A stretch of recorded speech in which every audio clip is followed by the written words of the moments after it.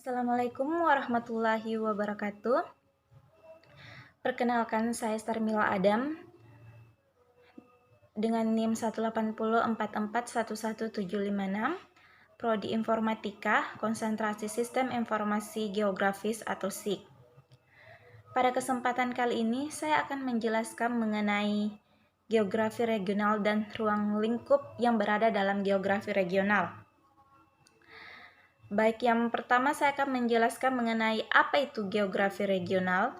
Geografi regional terdiri dari dua kata, yaitu geografi dan regional. Secara umum, ilmu geografi merupakan ilmu yang mempelajari tentang lokasi serta persamaan dan perbedaan keruangan atas fenomena fisik manusia di atas permukaan bumi.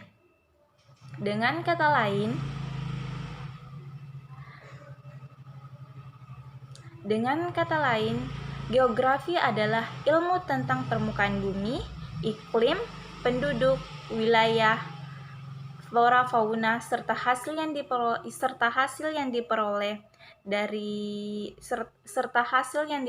dari bumi, atau juga dapat disebut sebagai tulisan bumi atau deskripsi bumi. Sedangkan regional adalah suatu wilayah yang memiliki ciri-ciri keseragaman gejala internal atau disebut sebagai internal uniformity, atau fungsi yang membedakan wilayah tersebut dengan wilayah lain.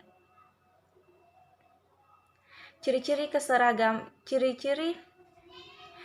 keseragaman tersebut dapat berupa kenampakan sosial maupun kenampakan fisik.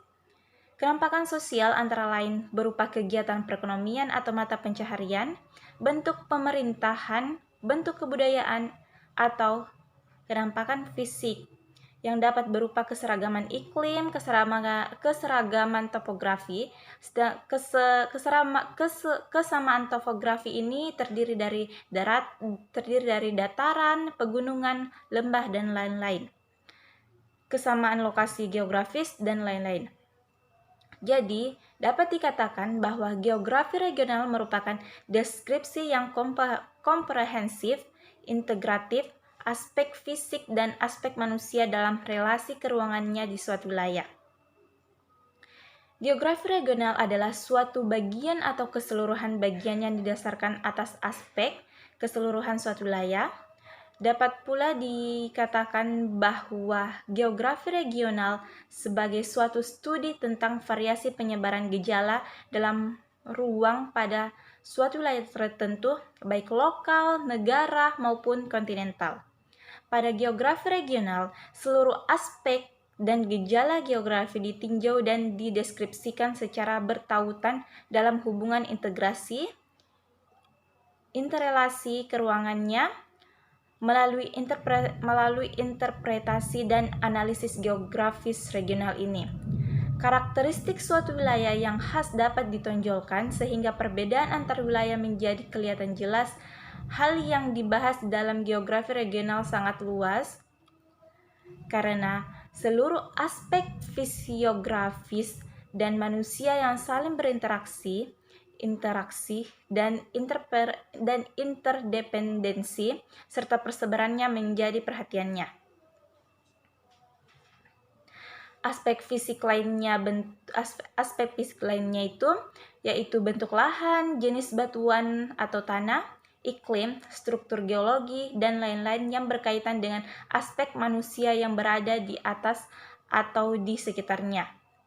Kaitan persebaran sumber daya alam dengan karakteristik penduduk, sistem mata pencaharian, serta aspek-aspek sosial lainnya. Berdasarkan struktur keilmuan geografis, maka geografi regional bukanlah salah satu cabang dari geografi manusia ataupun geografi fisik. Tetapi geografi regional merupakan bagian dari geografi yang bertugas untuk menjelaskan secara komprehensif gejala keterkaitan, yaitu asosiasi, relasi, interrelasi, interakasi, atau interdependensi unsur fisik dan manusia yang ada pada suatu region tertentu pada waktu tertentu. Asosiasi atau korelasi gejala geografis di permukaan bumi secara dinamik tidak hanya meliputi proses keruangannya saja, melainkan pula kronologi berdasarkan urutan waktunya. Dengan demikian, dalam melakukan pendekatan dan analisis berdasarkan kerangka kerja geografi regional, tidak hanya memperhatikan faktor ruang, melainkan juga harus memperhatikan waktu sebagai faktor historiknya. Melalui pendekatan historik, seorang ahli geografi akan dapat memperhitungkan atau melakukan pendugaan terhadap kemungkinan perubahan suatu gejala di dalam regional. Kompetensi yang diharapkan dari pembelajaran geografi regional ialah kemampuan mendeskripsikan wilayah atau regional description, pendugaan wilayah atau regional forecasting, analisis dan sintesis wilayah dan melakukan evaluasi wilayah atau regional evaluation dengan pendekatan keruangan, ekologi, dan kompleks wilayah. Hal yang biasanya terjadi, kompetensi yang dicapai hanya sampai pada mendeskripsikan wilayah, sehingga materi geografi regional terkesan berupa kumpulan deskripsi wilayah yang kering dari makna. Indonesia merupakan regional dalam skala besar yang dasar pengalifikasiannya atau nomenklaturnya lebih umum. Sehingga apabila kita hendak membagi region Indonesia menjadi beberapa region yang lebih detail sangat dimungkinkan. Misalnya region Indonesia dapat dibagi menjadi region atau rezim iklim, region budaya, region persebaran binatang, region berdasarkan struktur geologisnya, dan region lain-lainnya. Baik, sekarang kita masuk di regionalisasi Indonesia dalam berbagai aspek. Yang pertama itu region administrasi. Secara administratif, wilayah Indonesia dibagi menjadi 33 region. Tahun 1976 ada 27 region. Tahun 1999 dengan melepasnya Provinsi Tim-Tim menjadi 26 region administratif. Dan sejak tahun 1999 dengan lahirnya Undang-Undang Nomor 22 tentang Otonomi Daerah sampai saat ini, region provinsi telah menjadi 33 region. Penambahan jumlah provinsi sebanyak 7 buah, yakni Provinsi Kepulauan Riau atau Kepri, Provinsi Banten, Provinsi Gorontalo, Provinsi Sulawesi Tengah, Provinsi Maluku, Provinsi Irian dipecah menjadi 3, yaitu Irian Jaya Barat, Tengah, dan Timur, sehingga Pulau Papua bertambah 2 provinsi. Yang kedua itu region geologis. Untuk dapat memahami karakteristik geologisnya Indonesia, perlu ditelusuri sejarah pembentukan awal Kepulauan Nusantara ini. Rutan yang didukung oleh Van Bemmelen menyatakan bahwa awal pembentukan Kepulauan Nusantara dapat ditelusuri dari bukti-bukti, yakni dimulai dengan tenggelamnya zona Anambas, yang merupakan kontinen asal, diperkirakan terjadi pada 300 juta tahun yang lalu, atau pada kurun geologi Devon. Tenggelamnya zona Anambas ini mengakibatkan wilayah di sekitar pencarian keseimbangannya sendiri. Dalam rangka mencari keseimbangan itulah, berturut-turut bagian-bagian dari permukaan bumi ini ada yang timbul kembali dan ada yang tenggelam secara perlahan-lahan dalam kurun waktu geologi tertentu. Terus selanjutnya atau yang ketiga itu region fauna dan flora. Region fauna menurut para ahli berkaitan dengan kondisi geologis. Ada perbedaan yang nyata antara dunia binatang dan dunia tumbuhan di berbagai wilayah Kepulauan Nusantara. Ada 3 daerah fauna di Indonesia yang pembagiannya dibatasi oleh garis Wallace, Weber, dan Lydekker. Orang pertama yang melakukan regionalisasi flora dan fauna di Indonesia adalah Alfred Russel Wallace, yaitu seorang ahli ilmu alam yang selama 8 tahun, mulai dari 1854 sampai 1862, melakukan penjelajahan di Kepulauan Nusantara.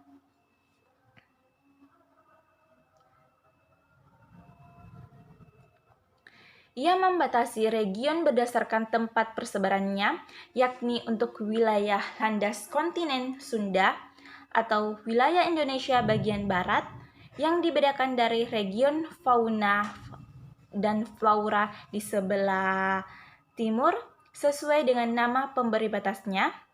Garis tersebut dinamakan garis Wallace, sedangkan batas region flora fauna di sebelah timur dibuat oleh Weber, yakni untuk membedakan flora fauna yang berada di landas kontinen Sahul dengan flora fauna di bagian timurnya.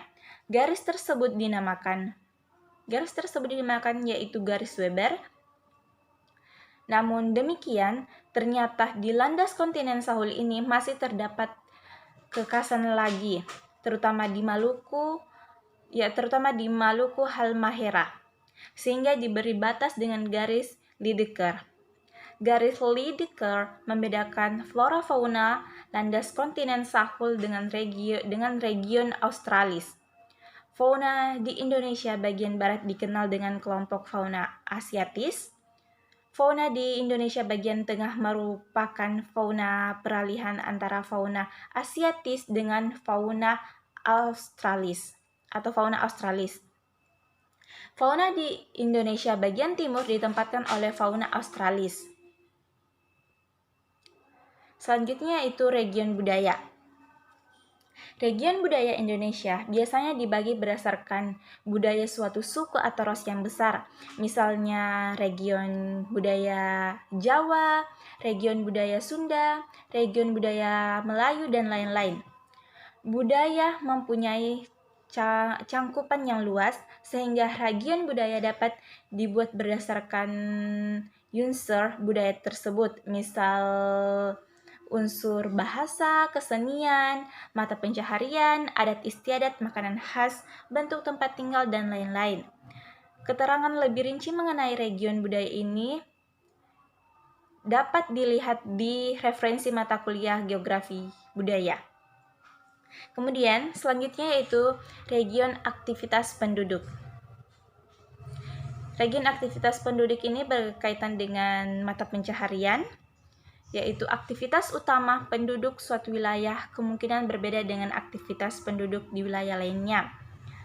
Seperti yang tinggal di daerah pantai, pasti mata pencahariannya yaitu nelayan, berbeda lagi dengan yang tinggal di daerah pegunungan. Oleh karena itu, aktivitas penduduk yang biasanya diidentifikasikan dengan mata pencaharian dapat dijadikan dasar untuk melakukan regionalisasi. Misalnya ada region pertanian, region perdagangan, region nelayan, dan lain-lain. Kemudian selanjutnya yaitu region iklim. Iklim adalah unsur geografis yang sangat penting dalam mempengaruhi kehidupan manusia. Sangat pentingnya kedudukan iklim ini didasarkan atas kenyataan bahwa manusia tidak dapat menghindarkan diri dari pengaruhnya dan tidak dapat pula manusia mengendalikannya. Banyak ahli atau ilmuwan klimatologi melakukan klasifikasi iklim di permukaan bumi ini. Klasifikasi iklim biasanya didasarkan pada curah hujan, ketinggian tempat, suhu, letak astronomis, pengaruh kekeringan, dan lain-lain. Masalah klasifikasi iklim dan batas-batas iklim menjadi kompleks dengan tidak adanya definisi yang sesuai dan kadang-kadang tidak ada garis tunggal yang dapat menggambarkan batas iklim secara memuaskan antara daerah iklim yang satu dengan daerah iklim yang lainnya. Contohnya itu iklim matahari.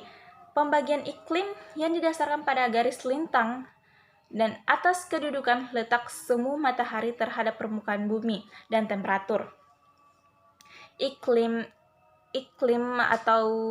matahari dapat dibagi menjadi 3, yaitu iklim tropis. Iklim tropis ini yang terjadi di Indonesia. Kemudian iklim sedang dan iklim kutub. Iklim kutub ini biasanya terjadi di kutub utara dan kutub selatan. Kemudian yang kedua adalah iklim fisis. Klasifikasi iklim fisis didasarkan atas kondisi fisis permukaan bumi yang berupa dataran, lautan, pegunungan, dataran tinggi, dan lain-lain.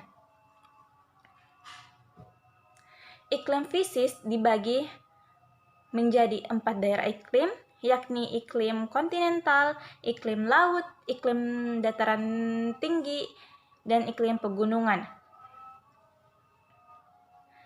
Iklim di dataran tinggi ini biasanya iklim dingin. Kemudian sedangkan iklim yang biasanya terjadi atau iklim yang terdapat di daerah laut atau pantai itu biasanya iklim panas. Sehingga iklim itu dapat dibagi menjadi beberapa sesuai dengan daerah iklim tersebut. Kemudian iklim dataran atau kontinental. Iklim dataran dipengaruhi oleh beberapa sifat fisik dataran. Ciri dari iklim ini adalah amplitudo suhu harian besar, sedikit hujan, udara kering, dan terdapat padang pasir. Kemudian itu iklim laut. Iklim ini dicirikan oleh sifat-sifat amplitudo suhu harian, kelembapan udara, curah hujan relatif tinggi, variasi tumbuhan yang heterogen. Kemudian yang ketiga adalah iklim dataran tinggi.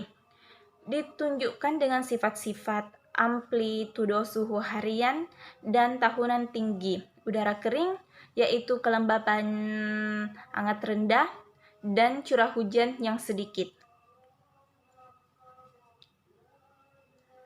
Kemudian yang selanjutnya adalah iklim pegunungan. Iklim pegunungan memiliki sifat amplitudo harian kecil, kelembapan tinggi, curah hujan cukup tinggi, dan udara yang sejuk.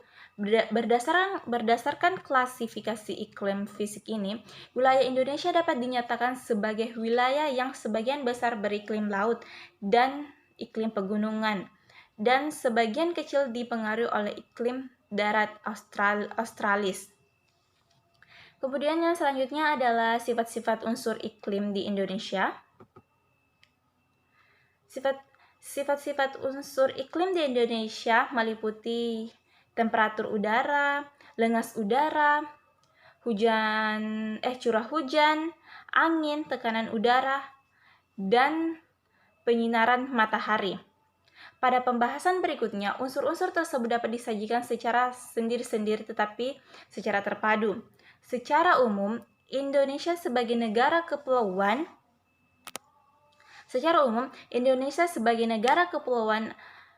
atau fisik grafis wilayah Indonesia yang terdiri dari 18.210 pulau memiliki kondisi fisiografis yang sangat kompleks dan bentuk fisiografis yang sederhana sampai bentuk yang kompleks. Sebagian wilayah Indonesia berupa laut, yakni luas wilayah laut 5 juta km, luas daratan sekitar 1,9 juta km, dan pantai tropikal terpanjang di dunia, yakni 81.000 km. Pembagian wilayah fisiografis Indonesia secara menyeluruh sulit dilakukan mengingat masing-masing pulau memiliki kompleksitas penampakan sendiri-sendiri. Oleh karena itu, beberapa ahli geologi acap kali membahas kondisi fisiografis Indonesia secara umum berdasarkan pulau-pulau besar. Baik, yang selanjutnya yaitu kondisi geologis. Sejarah geologis wilayah Indonesia. Dalam kajian geografi regional, pembahasan kondisi regional dapat dilakukan dengan satuan wilayah secara sempit maupun luas. Yang pertama itu W, yang kedua itu vulkanisme dan kegempaan, terus yang ketiga itu potensi geologis, dan yang keempat adalah pengaruh kondisi geologis terhadap kehidupan penduduk. Kemudian selanjutnya itu kondisi geomorfologi. Kondisi geomorfologi ini dibagi menjadi beberapa bagian. Yang pertama itu pembagian wilayah geomorfologi dan pengaruh kondisi geomorfologi terhadap kehidupan penduduk. Kemudian yang selanjutnya yaitu kondisi hidrologis. Kondisi hidrologis dibagi menjadi 5, yaitu pertama sungai, air tanah, danau, rawa, laut, dan pengaruh kondisi hidrologis terhadap kehidupan penduduk. Kemudian yang selanjutnya yaitu kondisi meteorologis dan klimatologis. Kondisi meteorologis dan klimatologis ini dibagi menjadi beberapa bagian. Yang pertama itu curah hujan. Yang kedua itu temperatur, yang ketiga angin, keempat kelembaban, dan yang kelima ada pengaruh kondisi meteorologis dan klimatologis terhadap kehidupan penduduk.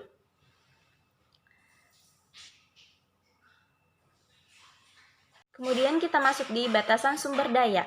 Sumber daya merupakan aspek yang sangat penting dalam kehidupan bernegara. Karena sumber daya dapat digunakan oleh negara dan rakyatnya untuk keperluan peningkatan kesejahteraan manusia. Untuk lebih memahami sumber daya dan manfaatnya bagi kehidupan manusia, diperlukan pemahaman dan komprehensif tentang sumber daya ini. Sumber daya adalah segala sesuatu baik berupa benda nyata maupun bukan benda nyata yang dibutuhkan oleh manusia untuk kelangsungan hidupnya. Secara garis besar, sumber daya menurut Sandy dapat diklasifikasikan menjadi 3, yakni sumber daya alam, sumber daya budaya, dan sumber daya alam budaya. Yang pertama adalah sumber daya alam. Sumber daya alam adalah sumber daya yang berasal dari benda fisik atau alam seperti hutan, sumber-sumber barang tambang, tanah, air, hewan, dan lain-lain. Sumber daya budaya yaitu sumber daya yang berasal dari hasil ciptaan manusia, tetapi tidak dalam bentuk benda nyata seperti karya sastra, yaitu puisi, novel, risalah, dan lain-lain, musik, lagu, karya ilmiah, dan sebagainya. Kemudian sumber daya alam budaya yakni sumber daya buatan manusia yang berupa benda nyata, misalnya hasil kerajinan tangan, jalan raya, jembatan, bendungan, kendaraan, dan sebagainya. Di samping klasifikasi tersebut, ada pula yang hanya membagi 2, yaitu sumber daya alam atau SDA dan sumber daya manusia atau SDM. Sedangkan menurut Sutikno, sumber daya alam meliputi semua aspek alam yang dapat dimanfaatkan untuk memenuhi kehidupan manusia, semua unsur tata lingkungan, biofisik, yang dengan nyata atau potensial dapat memenuhi kebutuhan manusia, dan semua bahan alam yang ditemukan manusia dan bermanfaat untuk kepentingan hidup manusia. Jenis-jenis sumber daya tersebut biasa juga digolongkan menjadi sumber daya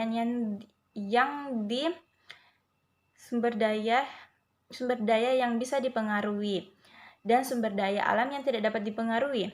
Adanya perbedaan sifat-sifat tersebut menyebabkan perlakuan terhadap kedua jenis sumber daya tersebut berbeda. Pemanfaatan sumber daya yang tidak dapat diperbarui harus lebih hati-hati atau hemat, karena bila tidak hati-hati, yang akan menjadi korban adalah generasi mendatang. Kemudian, sumber daya alam di permukaan bumi ini berdasarkan materi atau bahannya dapat digolongkan menjadi sumber daya fisik dan sumber daya hayati. Jenis dan sifat dari sumber daya alam fisik dan hayati dapat dilihat dari